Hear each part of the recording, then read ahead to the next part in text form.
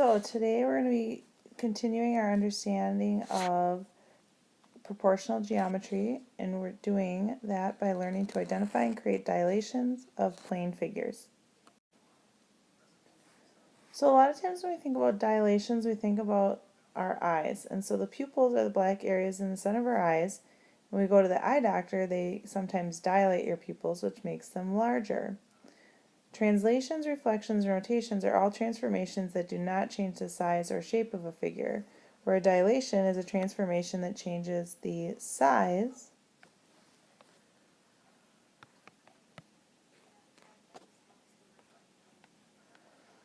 but not the shape of a figure. A dilation can enlarge or reduce a figure.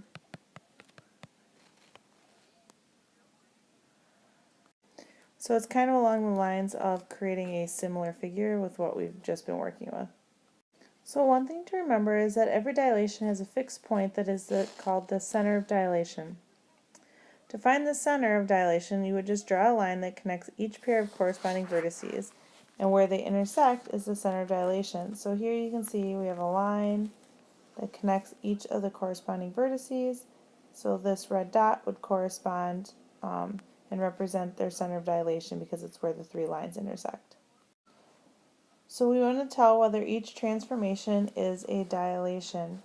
So here on our first one, for example A, we can see a line that runs through our corresponding points.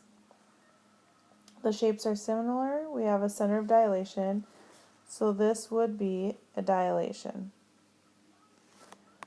On letter B, even if we ran lines through corresponding points, you can see that Q, P, R, and S is more of a rhombus or diamond shape, whereas Q, P, R, and S prime is more of a kite.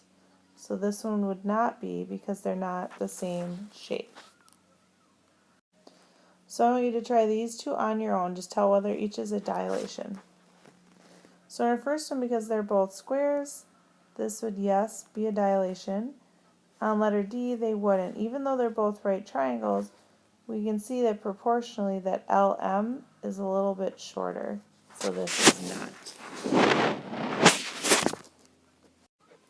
So here what we're going to do is we're going to dilate the figure by a scale factor of 1.5 with P as the center of dilation. So since P is part of the triangle, it's our center of dilation, all we're going to do is multiply each side by our scale factor, which is 1.5.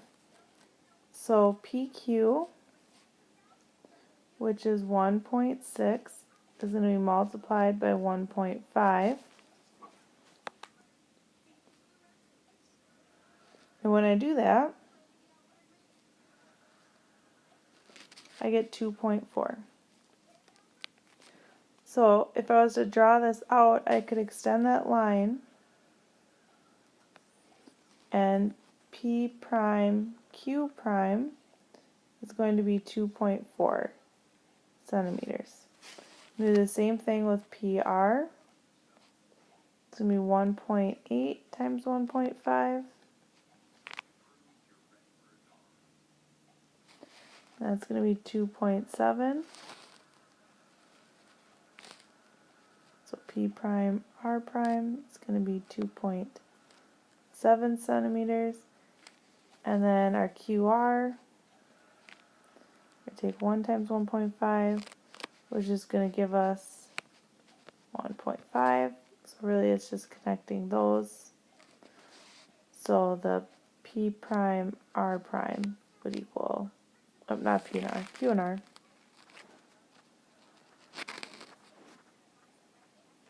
It's going to equal 1.5 centimeters. So now it's your turn. Why don't you go ahead and pause the video and try this one on your own. So this time our scale factor is 0.5, which is less than 1, so this is actually going to be a reduction and not an enlargement. So GF was 2 centimeters, so I'm going to take 2 times 0.5, which is going to give me 1. GH is going to be the same, and so is FH. So each side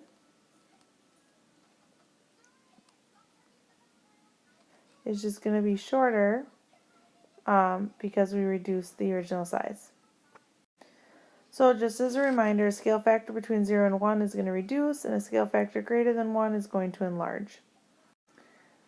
Now you might notice with this problem that it's slightly different because they're on a coordinate plane. Typically whenever we dilate a figure on a coordinate plane, the center or the origin is going to be our center of dilation. The nice thing about that is that it means that we can simply take each ordered pair and multiply it by our scale factor.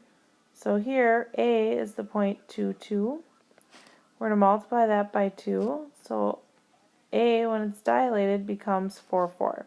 Or A prime becomes 4, 4.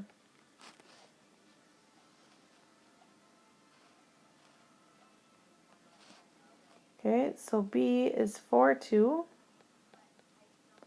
So that's going to become 8, 4 for B prime.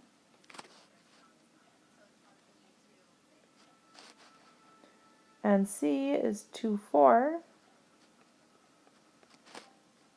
Which when we multiply that by 2 is going to be 4, 8. And that's going to be our C prime.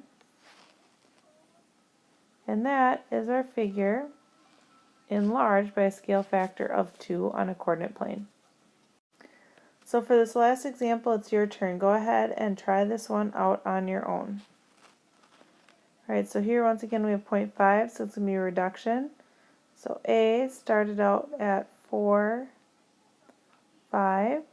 So A prime is going to be 2, 2.5. B started out at 8, 5. So then this is going to become 4, 2.5. And then C is 4, 9, which is going to become 2 and 4.5. So I'm going to graph those.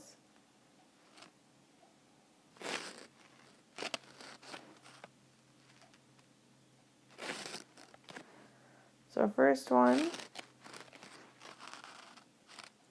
is 2, 2.5. That's our A prime.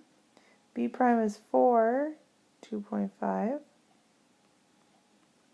And C is 2 and then 4.5.